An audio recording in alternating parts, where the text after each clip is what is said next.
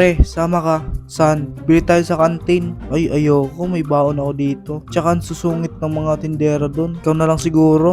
Bahala ka. Libre ko pa naman. Uy, teka lang. A few moments later.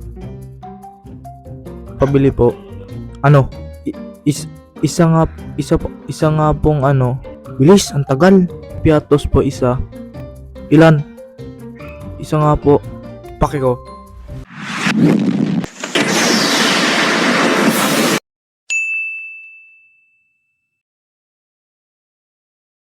Yo, what's up? Sino na dito ang nakaranas na bumili sa kantin?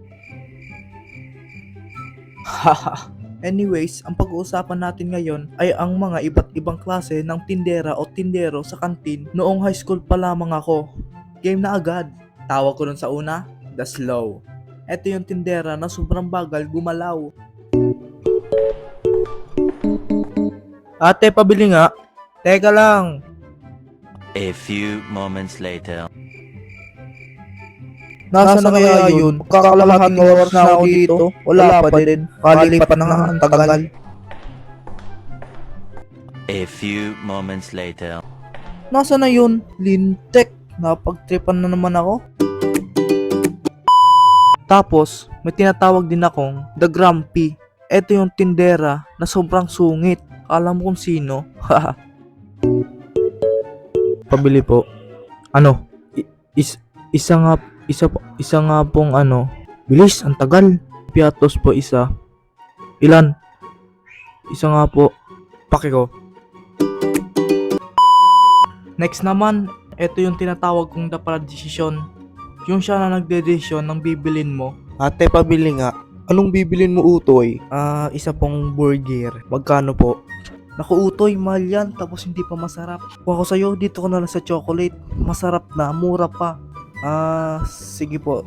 Isa na lang na chocolate. Magkano po? Then, meron din akong tinatawag na the candy changer. Ito naman yung tindera na kapag wala nang maisukli o kaya naman piso o dos na lang yung sukli mo, candy na lang yung isusukli niya sa'yo. Ang gulo, no? Ate, pabili po. Anong bibili mo, Utoy? Isang coke po, tsaka chips. Tig isa po. Ito po yung bayad.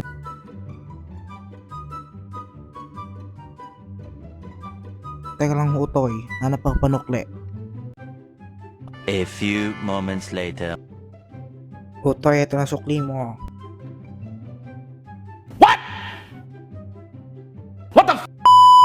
At ang last natin, ito yung tinatawag kong the overpriced. Ito yung tindera na ang laki kung pumatong ng dilensya sa tinitinda niya.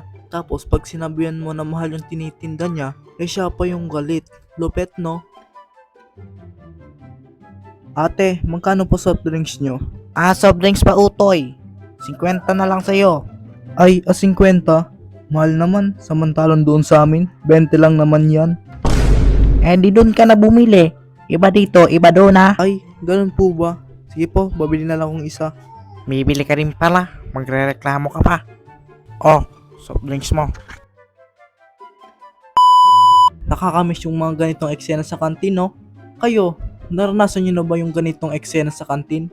At kung nagustuhan nyo ang animation ko na to, ay huwag mong kakalimutan na mag-like, share at subscribe. So, hanggang dito na lang guys. See you sa susunod kong upload. Fan arts na tayo.